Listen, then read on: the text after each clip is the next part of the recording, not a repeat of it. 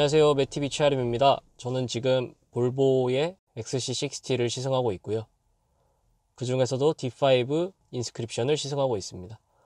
XC60는 출시된 이후로 1세대 기준 누적 판매 대수가 100만 대를 넘을 정도로 E급의 컴팩트 SUV 시장에서는 꾸준히 판매되는 스테디셀러로 자리를 잡았고요.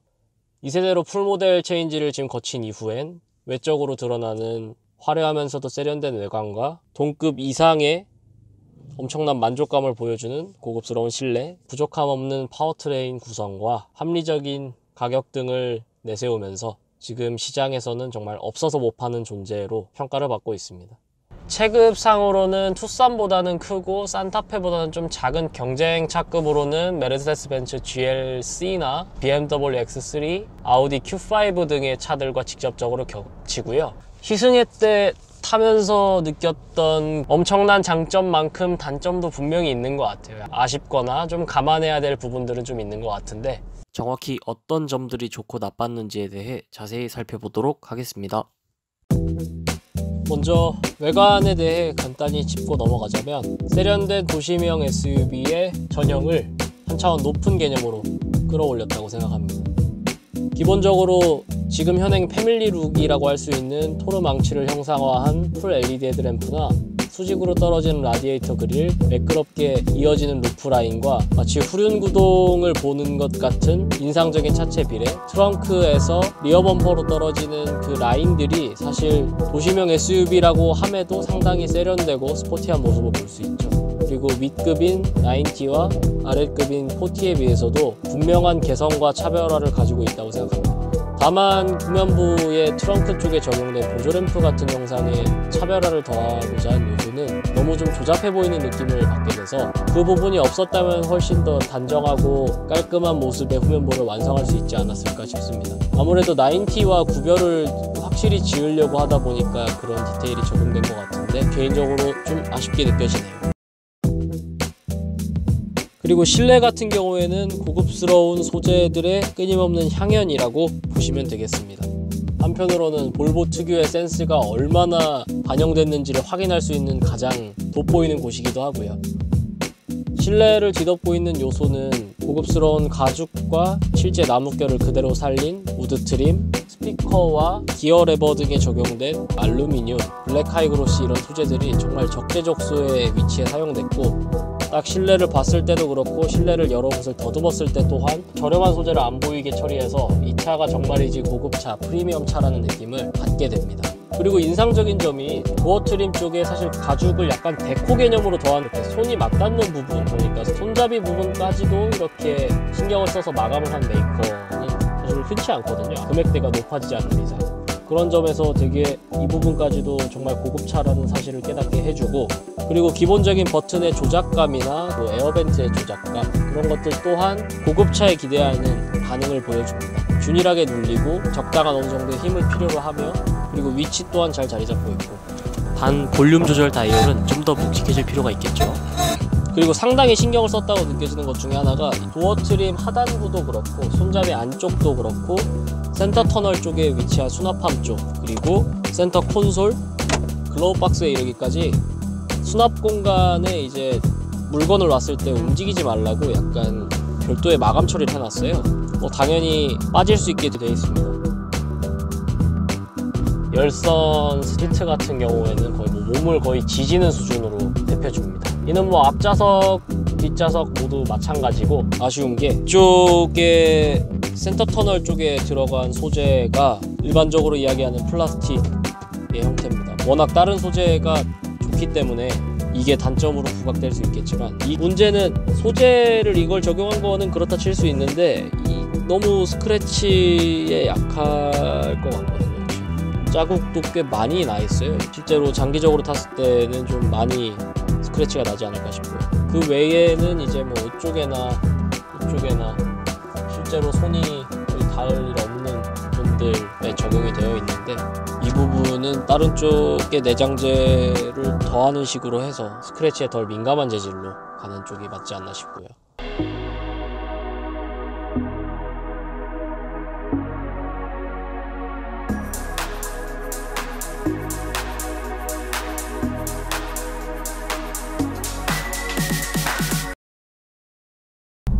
기본적으로 인스크립션과 모멘텀의 사양 차이가 꽤 큽니다. 그래도 금액이 610만원 차이가 나는데, 큰 틀에서 보면 지금 이 바우스 앤 윌킨스 사운드 시스템, 그리고 360도 서라운드 뷰, 쿨링 시트, 액티브 하이빔 제너레이션 2 기능이 들어갑니다. 모멘텀엔 1이 들어가고 인스크립션엔 2가 들어가는데, 액티브 하이빔 제너레이션 2는 정말 영리하더라고요. 주위에 조명이 있으면 아예 작동을 안 하는 경우가 일반적이잖아요. 예를 들어서 가로등은 있지만 시야 확보가 안 된다라고 판단, 혹은 뭐 앞차가 있는데도 시야 확보가 안 된다고 판단을 하면 하이빔을 단순히 가운데 것만 쏘는 게 아니라 바깥쪽으로 이렇게 해서 시야를 넓혀주더라고요.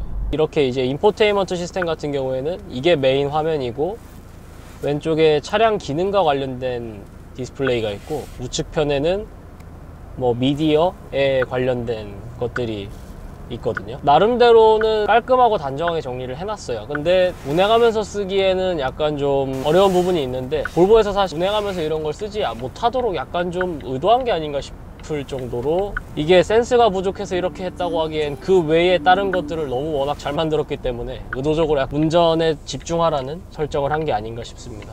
그리고 내비게이션 같은 경우에는 좀 개인적으로 이해는 안 가는데, 운전석 쪽으로 약간 치우쳐져 있어요. 되게 센터를 유지하고 있는 경우가 많은데 굳이 왜 이렇게 했는지 사실 이해는 잘 안 가고요.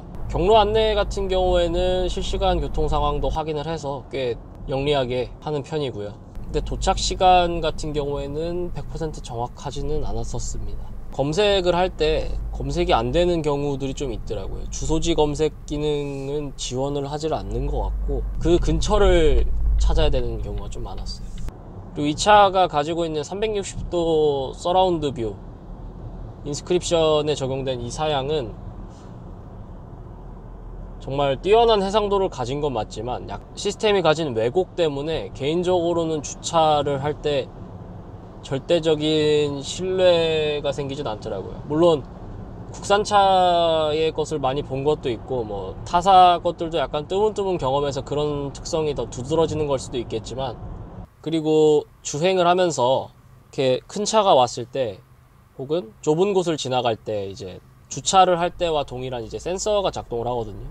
360도 뷰로 내려다 보면서 가끔 지나간 상황에서도 그게 물체가 있다라고 감지를 하는 경우가 있더라고요. 약간 그 부분은 조금 보완이 필요하지 않을까라고 생각을 했고요.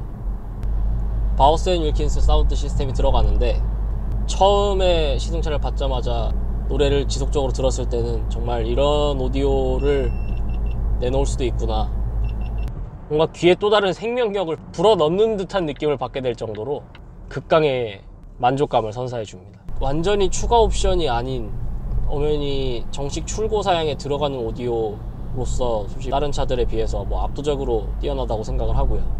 그리고 이퀄라이저 설정 또한 다양한 모드를 갖춰놓기도 갖춰놨고, 그에 따라서 차이도 명확하고 취지에 맞게끔 사용할 수 있게 한 것은 분명히 좋은 점이라고 생각합니다.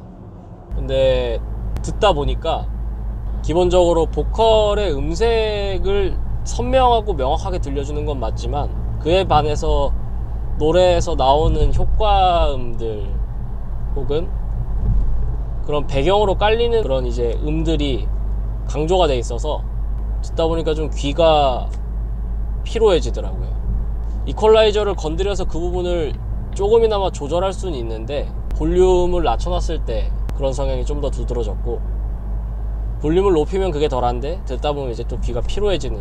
그리고 헤드업 디스플레이를 통해서는 뭐 이제 기본적인 주행 속도, 그리고 교통 표지판 감지 기능을 통해서 지금 이 도로의 제한 속도가 몇인지, 그리고 앞차와의 차간거리가 가까웠을 때 약간 그 부분을 경고해주는, 그 외에 내비게이션을 활성화했을 때 그런 위치 같은 부분을 알려주는 것들이 들어갑니다.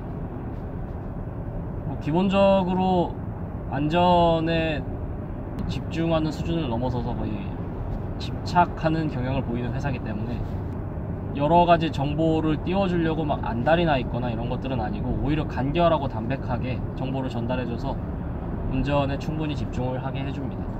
그리고 이 차의 백미라고 할 수 있는 파일럿 어시스트 2.0 아주 훌륭합니다. 이 차 같은 경우에는 지금 현재 자율운전이 가능한 약간 뭐 신적인 그런 영역을 제외하고 현실적인 양산차에서 그런 능동형 안전사양을 제공하는 측면에서는 뭐 거의 탑에 속한다고 생각합니다.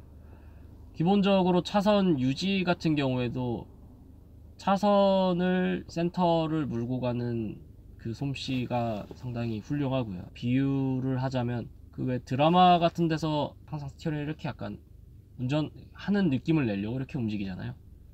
그 정도까지는 아니어도 약간 미세하게 조향을 해줘서 센터를 유지를 하고 앞차와의 차간거리를 유지를 하면서 어느 정도의 선회까지도 지원을 해줍니다. 차선을 넘었을 때 조향을 하려고 하는 움직임을 보이고요. 그 움직임이 좀 적극적이어서 응급제동 시스템이나 이런 것들 개인적으로 호들갑을 떨지 않는다고 느껴져서 좋았습니다. 이게 회사마다 상이한 부분이 있지만 국산차 같은 경우에는 예를 들어서 앞차와의 차간거리가 엄청 가까워졌을 때 이게 운전자가 의도를 한 건지 안 한 건지를 분간하지 못하고 그냥 시종일관 삐비비빅 하는 경고음만 내고 좀 약간 운전자를 피로하게 만드는 경향이 있거든요. 근데 볼보 같은 경우에는 진짜 차가 판단을 했을 때 아 이거는 진짜 사고 나겠다 혹은 주의를 줄 필요가 있겠다 라고 하는 상황에서만 작동을 해줍니다. 사실 이 부분이 좀 약간 예민하게 굴지 않을까 라고 걱정을 했었는데 그런 점들은 전혀 없었고 이렇게까지 완성된 시스템을 보고 좀 타사에서 웬만하면 그 기준을 좀 맞춰줬으면 좋겠다는 생각이 이 차를 타면서 좀 되게 크게 들었습니다. 지금 이렇게 제가 출발을 할 때 실내로 유입되는 소음과 진동은 디젤 엔진이라는 점을 감안할 때 뭐 거의 손에 꼽힐 정도로 상당히 정제가 잘 되어 있다는 느낌을 받게 되고요. 힘 같은 경우 상당히 충분하다 못해 약간 과분하다는 느낌을 받게 됩니다. 지금 이 차에 탑재된 직렬 4기통 2.0L 트윈 터보 디젤 엔진은 최고 출력 235마력, 최대 토크 48.9kgm를 갖추고 있는데 사실 뭐 2리터라는 배기량을 감안해보면 상당히 높은 수준의 성능인 건 맞죠.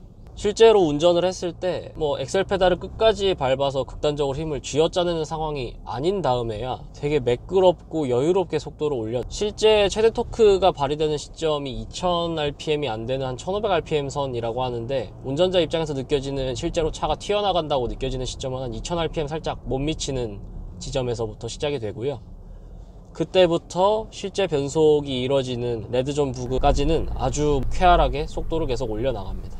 이 차하고 함께 맞물리는 8단 자동 변속기는 되게 시종일관 엔진과 부드럽게 호흡을 맞춰줍니다.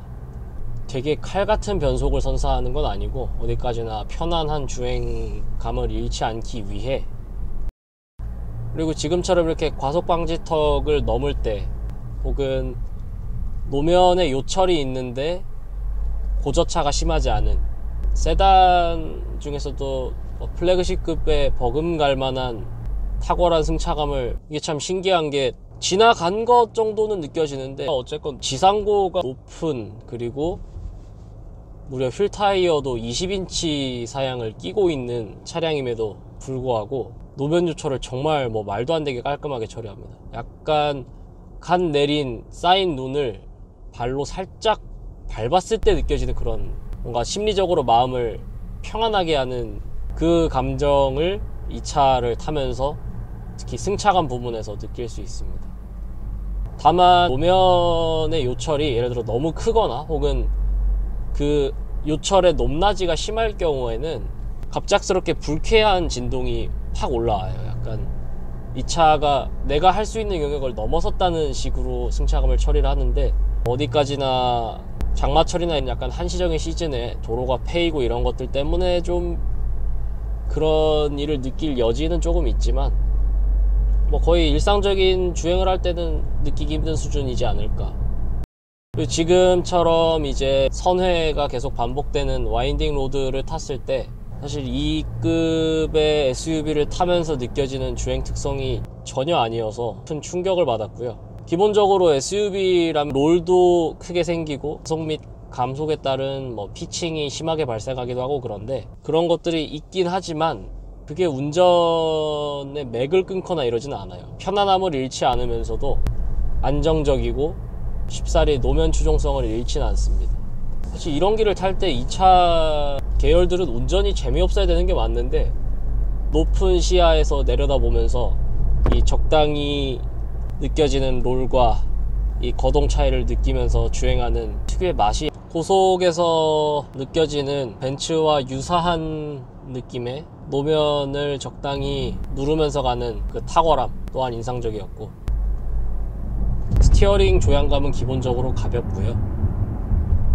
주행 모드 설정에 따라서 조금 더 무겁게 할 수는 있는데 뭐 드라마틱하게 무거워지거나 이러진 않습니다. 어차피 뭐 개인적으로 그간 경험한 차들을 종합해 봤을 때 스티어링을 단순히 무겁게 한다는 것만으로도 주행 성향이나 특성이 확연히 나아진다라고 느끼기 어렵고, 또 그에 따른 뭐 피드백 역시 즉각적이라고 보기 어렵기 때문에 개인적으로는 약간 무거워지는, 마치 여성용 아령을 하나 드는 것의 기본형 조향감에서 두 개를 드는 느낌 정도를 주는 이 차의 다이내믹 모드가 그냥 적당하고 타당하다라고 느꼈습니다.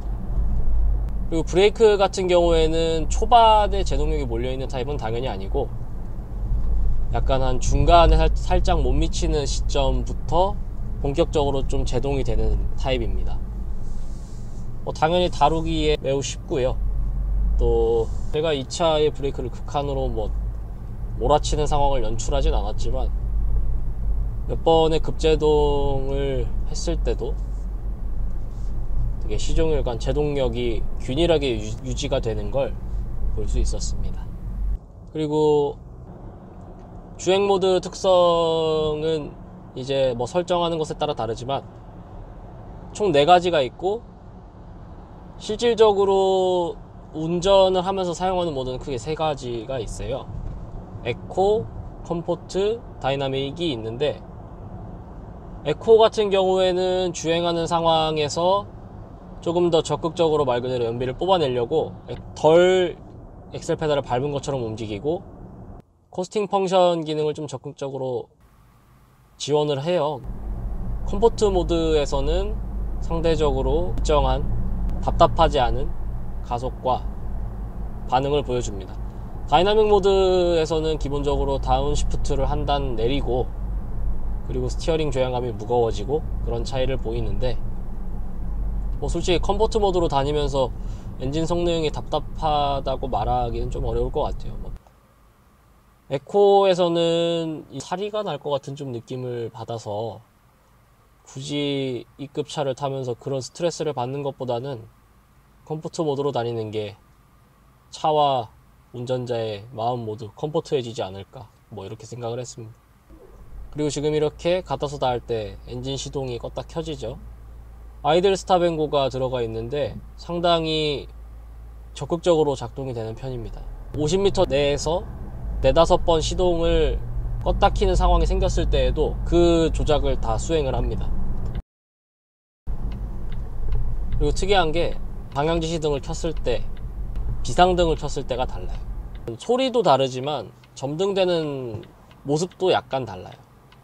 지금 같이 방향지시등을 켰을 때는 균일하게 깜빡거리는 반면에, 비상등을 켰을 때는 약간 좀 급작스럽게 들어오는 느낌을 갖게 됩니다. 사실 이렇게까지 방향지시등과 비상등을 이렇게 차별화한 회사가 있었나요? 어떤 걸 작동하고 있는지 알게 해주고, 혹은 또 밖에서 보는 입장에서도 다른 점등 방식을 보여주기 때문에 훨씬 비상등의 취지에 맞게끔 사용할 수 있지 않을까라고 생각을 했습니다. 귀감이 될 만한 요소인 것 같습니다. 볼보가 세계 최초로 사각지대를 감지하는 블리스를 넣었죠.